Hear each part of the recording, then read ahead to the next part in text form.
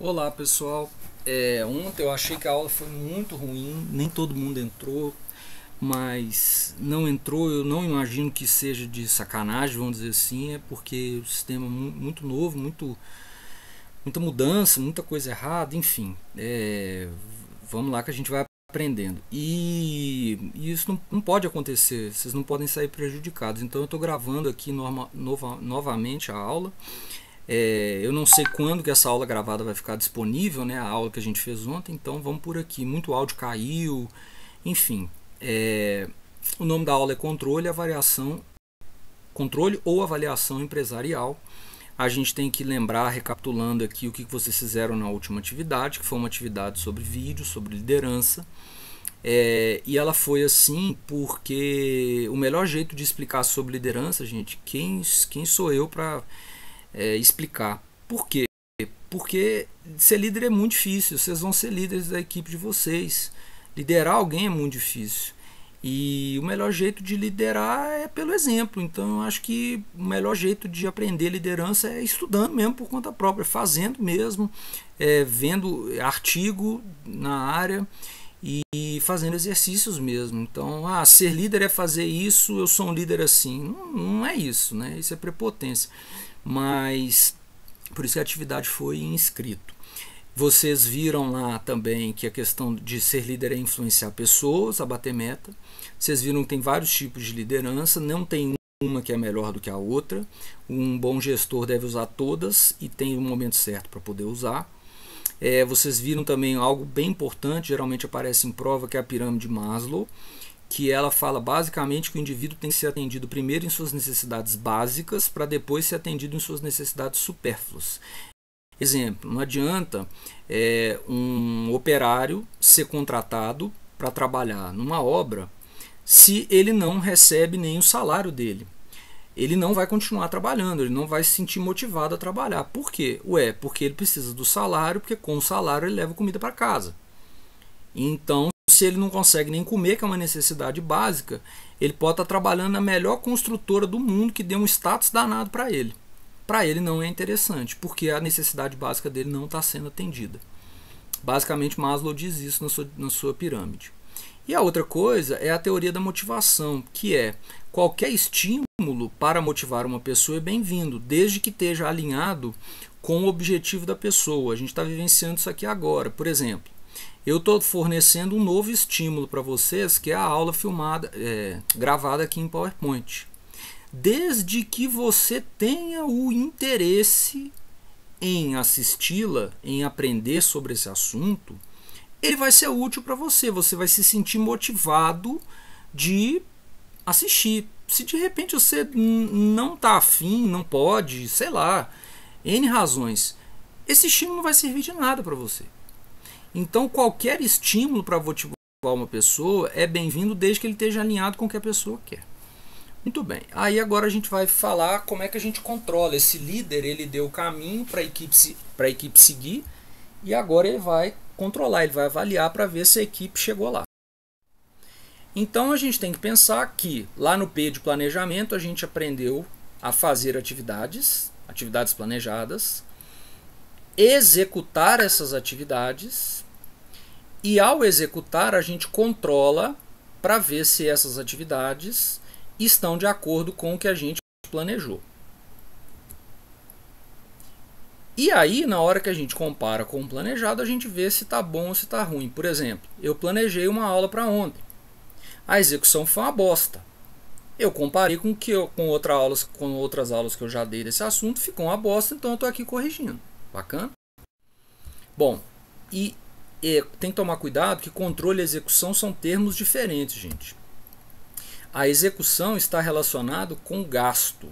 Realizar atividades gastando recursos, assim como as engrenagens de uma máquina. Quando você executa, você está gastando tempo e energia para fazer algo. Quando você controla, não. O controle, ele é, na verdade, uma decisão que você toma para garantir esse objetivo. Repara a diferença. A execução você põe a mão na massa. O controle você vai decidir se você vai mudar a rota ou não para atingir um objetivo. Então no controle eu coloquei em cima Avalia-se se há necessidade de mudar, se esse objetivo não foi atingido. No controle você compara os resultados para ver se eles estão de acordo com o que você pensou. No controle você pergunta como que você garante que esse objetivo vai ser atingido. Então, por exemplo, aqui eu estou controlando. Quando eu faço a aula em PowerPoint e ela falada, dos recursos que eu já usei nas disciplinas que eu dou aula, é o meio que eu tenho mais certeza que mais pessoas vão conseguir atingir, vão conseguir ver, vão conseguir acessar e vão conseguir aprender de fato com a aula como se ela estivesse numa sala de aula mesmo. Muito bem. E aí, para a gente saber se o que a gente está fazendo está bom ou não, a gente tem que fazer comparação. Existe método para isso. Como é que a gente faz a comparação? Olha, se o R de resultado for igual à meta, ótimo. Será que vale a pena recompensar o indivíduo por causa disso? É algo a se pensar. Porque, na verdade, ele não fez mais do que a obrigação dele. Então, se você atingir a meta proposta quando você estiver lá empregado, pô, vai te dar parabéns, seu superior. Mas presume-se que a princípio não foi feito nada mais do que a própria obrigação do indivíduo. Será que vale a pena uma recompensa? Em certos casos vale a pena. Eu vou contar um caso aqui, é um caso em off, mas é um caso de uma grande rede do país, não é daqui de Minas, mas na verdade o que aconteceu foi que um determinado funcionário de uma determinada rede, um gerente, né, de compras, um cara muito famoso, ele conseguiu fechar um investimento para a rede onde ele trabalha na casa aí de 1 milhão de reais, 10 milhões de reais, não sei, era na casa de milhões de reais. E aí o presidente da empresa deu um carro para ele de 400 mil reais como recompensa. Quer dizer, será que é uma recompensa mesmo que seria válida? Ele não tinha obrigação de fechar um investimento para a empresa enquanto funcionário? Foi na nossa área farmacêutica. Então fica aí a crítica, né? Bom, a outra opção é quando o resultado é menor do que a meta, R menor que M. Aí você tem que fazer algumas perguntas. O que será que eu preciso corrigir? Qual é a ação corretiva que eu tenho que tomar? Eu vou precisar de mais recursos? Né? Eu até comentei ontem, a gente está vivenciando isso. O resultado da aula de ontem que a gente teve foi menor do que a meta que eu esperava. Então, qual é a ação corretiva? Fazer uma aula em PowerPoint. Precisa de mais recursos? Sim, eu preciso de tempo. Eu estou gastando, entre aspas, porque para mim eu não estou gastando, eu estou investindo em vocês. Eu estou gastando tempo, eu estou usando mais recursos para poder oferecer essa aula para vocês. Muito bem, e quando o resultado é maior do que a meta, ou seja, quando o resultado que você teve é maior do que a meta que você propôs, aí sim deve haver uma recompensa. Ou seja, aí o indivíduo tem que ser premiado. E nesse caso, pode-se pensar inclusive em aumentar a meta, porque às vezes a meta é frouxa, tá fácil de bater. Então, só para vocês saberem, na área comercial, gente, todo o salário na indústria farmacêutica, a não ser salários operacionais, né, de operação, mas salários estratégicos de gente envolvida com gestão, ele é um salário composto. Como assim? Você tem uma parte fixa e uma parte variável. A parte fixa você ganha todo mês, é fixo, e a variável depende do seu atingimento. Se você atingir a sua meta em 110%, 105%, você ganha uma porcentagem. Se for 110%, uma porcentagem maior. Se for 120%, uma porcentagem maior, e assim por diante. Porque são empresas, e empresas visam lucro. E como elas visam lucro, quanto mais resultado elas tiverem, melhor para o lucro delas. Bacana? Essa é a realidade. E aí eu coloquei até um exemplo, esqueci o nome desse menino do salto em vara, quando teve as últimas Olimpíadas aí, que ele conseguiu superar a meta dele, né? E ele ganhou uma medalha de ouro, ele conseguiu saltar mais alto do que a meta que ele tinha proposto. E aí você começa a entender então que depois que você compara os resultados, você volta ao planejamento para ver o que você vai fazer novamente. Então é por isso que a gente fala que o planejamento e o controle são ações interligadas, ou seja, você planeja para depois controlar, e depois que você controlou, avaliou e viu, você volta no planejamento de novo, e esse ciclo não para nunca, ele é dinâmico. Muito bem. Quais são os componentes do controle? Como é que a gente faz? O que é cada parte desse controle?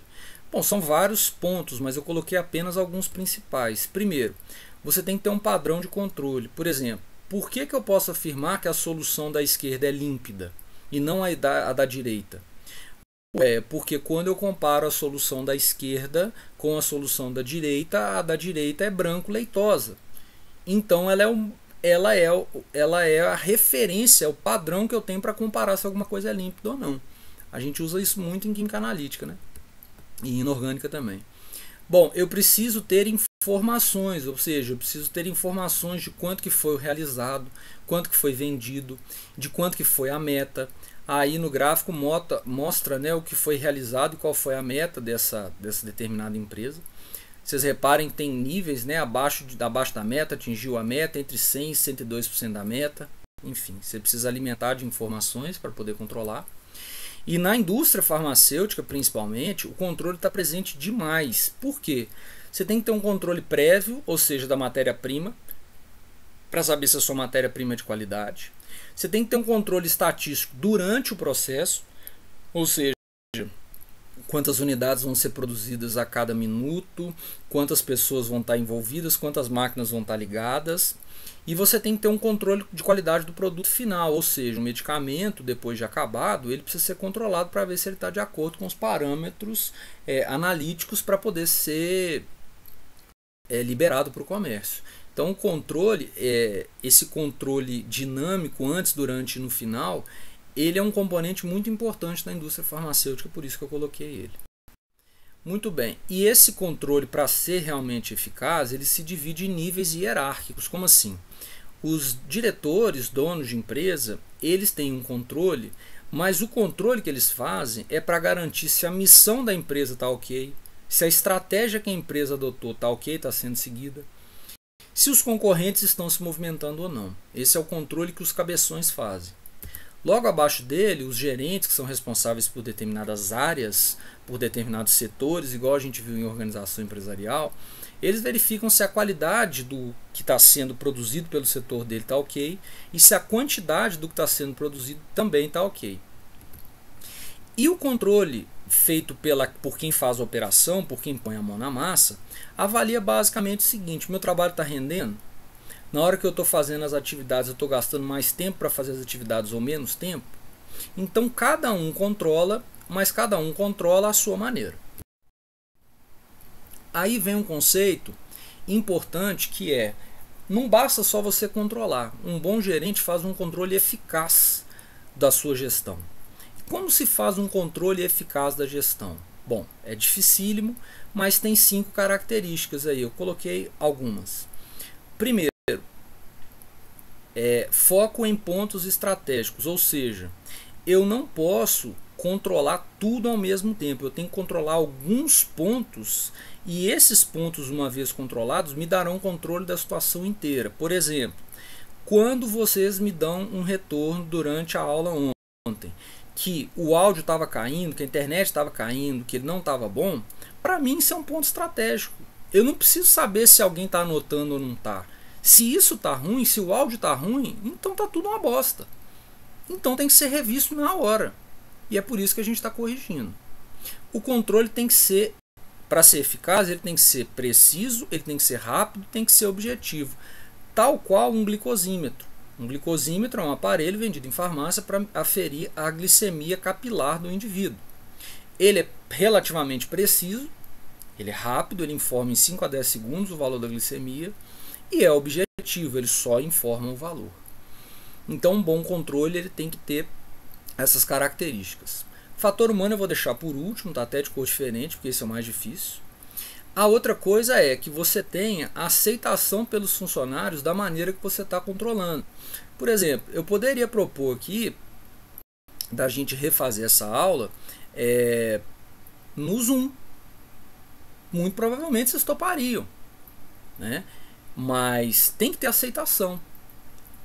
Então a questão da aceitação, da maneira como se controla, ela é muito importante. E um outro ponto, esse na verdade eu acho até a grande chave do controle, o grande ponto: tratar somente desvio. O que é isso? Você vai controlar, vai cuidar, vai tratar, vai olhar com carinho somente aquilo que te impede de atingir a meta. Você trata somente os desvios. Por exemplo, você tem, sei lá, 6 disciplinas no semestre. Você veio a primeira bateria de provas da AV1. Você foi bem, você pegou média, sei lá, você foi bem em 4 delas. essas 4 você vai, entre aspas, abandonar elas temporariamente para poder focar onde você perdeu média, que são nas outras 2 restantes. Claro que eu não quero que isso aconteça, né? Mas enfim, só para dar exemplo.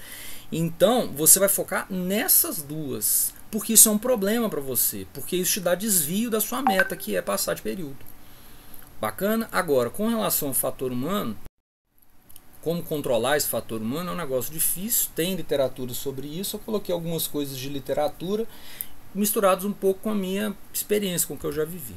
Bom, primeiro, você tem que explicar para aquela pessoa que está subordinada a você que existe uma autoridade formal, ela precisa entender isso, ou seja, acima dela há alguém que é hierarquicamente superior. E você pode fazer de uma maneira que não precisa ser arrogante.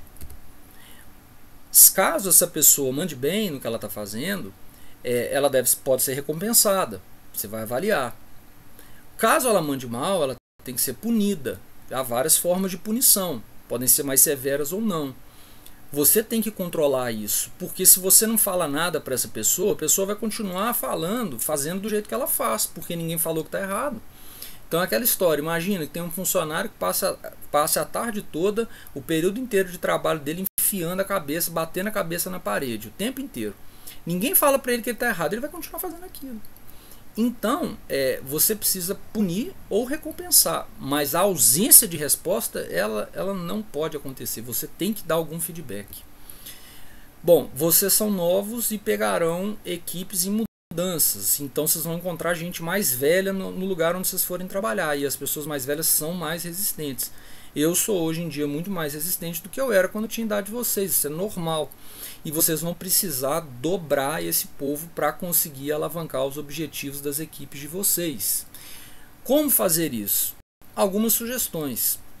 Quando você for tratar com essa pessoa com controle, você explica que a empresa funciona assim e não que você quer que funcione assim. Porque isso é um padrão da empresa, não seu. E vocês são empregados. A outra coisa é pedir para o fulano, para o funcionário, se autoavaliar. Se ele tiver um mínimo de bom senso, se por acaso ele não estiver fazendo um bom trabalho, ele vai se reconhecer. E outra coisa, uma vez que esse funcionário erre, que você tenha flexibilidade com o erro dele. Porque a gente fala muito assim, não tem problema errar, o que importa é tentar, mas quando o cara erra, a gente vai lá e mete os ferros no cara. Calma. Tenha flexibilidade com o erro, que é inclusive o que eu estou pedindo para vocês aqui nessa fase aí da disciplina, porque me desculpem os erros, porque não tem jeito, vai errar mesmo. Muito bem. Dar feedback, como eu disse anteriormente, mas o importante é que você dê feedback rápido para o seu funcionário. Tipo assim, a cada 3 meses você chama o seu funcionário para conversar. Tem empresa que fica 1 ano, o funcionário não sabe como é que ele está indo durante 1 ano. Na maioria das empresas até é assim, isso é muito errado. Pelo menos de 2 meses, 3 em 3 meses, 6 em 6 meses que seja, você tem que chamar o funcionário para uma conversa. Mostrar o que ele está fazendo de bom, o que ele está fazendo de ruim, quer dizer, o que ele está fazendo de bom e o que ele pode fazer melhor. Isso é muito importante, não pode espaçar demais. Uma outra coisa que eu já errei muito é descrever as situações em que ele foi bem ou que ele foi mal e evitar julgar o ato do funcionário. Tipo assim, você vai falar que não é que ele foi grosseiro ou que ele foi ríspido ou que ele foi, sei lá, que ele foi infeliz, não é isso. Você vai descrever a situação que aconteceu. Olha, durante aquela abordagem com aquele determinado cliente, a abordagem foi feita de uma maneira inadequada. Esses termos eles aliviam muito, porque o cara não leva para o lado pessoal. E na hora de você meter os ferros nele, você vai fazer isso em particular, gente. A gente mete os ferros em particular e elogia em público. Sempre assim. O bom líder, ele corrige em particular e elogia em público. Bacana? E por último, que é muito difícil, é manter o autocontrole durante a conversa, durante essa abordagem com o funcionário, porque muitas vezes o funcionário está emotivo, ele tá carregado e ele vai tentar te desequilibrar, às vezes até sem querer. Você precisa ter autocontrole, isso não é fácil. Bem, um método muito eficaz, gente, para a gente poder fazer o controle, é um método usado no mundo inteiro, inclusive, talvez o mais famoso, E um bom gestor, além de fazer um bom diagrama de causa e efeito, além dele fazer uma boa análise do ambiente, ele precisa, além dele ser um bom líder, ele precisa saber fazer isso aí, ó. Chama-se PDCA. É uma ferramenta chamada ciclo de gerenciamento, chamado de ciclo para atingir metas. O que é esse PDCA? Bom, é uma sigla que diz P de planejar, D de do, fazer, C de checar, controlar, A de ação. Como assim? Bom, você repara que ele tem ali no P, ele é composto de duas, estão representadas duas etapas, na verdade são 4, mas é simplificado. Primeiro, quando você está no P de planejamento, você vai localizar problema. Lembra que problema é tudo aquilo que te impede de bater meta. E você vai estabelecer meta. Lembra que meta é objetivo com um prazo determinado. Logo em seguida, você vai estabelecer um negócio chamado plano de ação, que é o que fazer para atingir metas. Esse vai ser inclusive o exercício de hoje. No número 3, que já mudou, foi para o D de do, de fazer, de pôr a mão na massa, você vai conduzir a execução do plano, ou seja, você vai garantir que o que você planejou vai ser feito. E aí no 4, na letra C, você vai checar e ver se a meta foi atingida ou não. Aí, se a meta foi atingida, você passa para o número 6, que é padronizar e treinar as ações de sucesso, ou seja, o que você fez foi bom. Se as ações foram ruins, se o que você fez não foi bom, você vai então para o número 5, tomar ação corretiva no insucesso. Repara que, de uma maneira bem simples, o que é gerenciar, o que é fazer gestão, o que é administrar, é rodar esse PDCA. Porque depois da letra A, o cara volta no P de planejamento, aí ele vai para o D, depois para o C, depois para o A de novo e volta no P, D, C, A, e ele vai rodando esse PDCA até atingir meta, e vai atingindo meta e esse PDCA vai rodando. Um bom gestor é aquele que sabe rodar um bom PDCA. Ele roda bem esse ciclo. E aí dentro desse ciclo, que parece muito simples, mas ele tem várias situações complexas que nós não vamos abordar, porque nós estamos na graduação. Bom, por exemplo, são exemplos. Talvez você vai ter necessidade de pesquisar na internet exemplos de plano de ação. Isso é importante para você, importante mesmo, porque você vai tocar muito plano de ação com sua equipe. Você vai lá e vai virar e fazer o seguinte: olha, hoje nós precisamos definir a missão, visão e valor na nossa empresa. Então você vai lá escrever uma ação, definir a missão, visão e valor.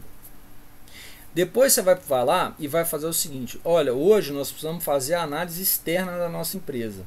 Então vocês vão lá e vão escrever realizar a análise externa da empresa. Quem vai ser o responsável e quando que ele vai entregar. Aí depois vocês vão colocar lá, por exemplo, escrever os planos de ação do trabalho. Aí você vai colocar lá quem vai fazer e qual é o prazo que ele vai entregar. Vocês podem usar isso inclusive para o Inter. Vocês fazem uma primeira reunião com todo mundo, pode ser via, sei lá, Skype, WhatsApp, Zoom, não sei, via grupo. E você vai colocar lá para compartilhar quem vai fazer o que e quando. Sempre no infinitivo esse o que fazer, de maneira muito clara, entendeu? É simples assim mesmo. Do tipo, escrever a análise SWOT. Será que vai ter alguém que vai escrever a análise SWOT? Então você vai colocar quem vai ser o responsável e quando que ele vai entregar. Quando você faz isso e todo mundo tem acesso, todo mundo sabe quando que tem que entregar o quê.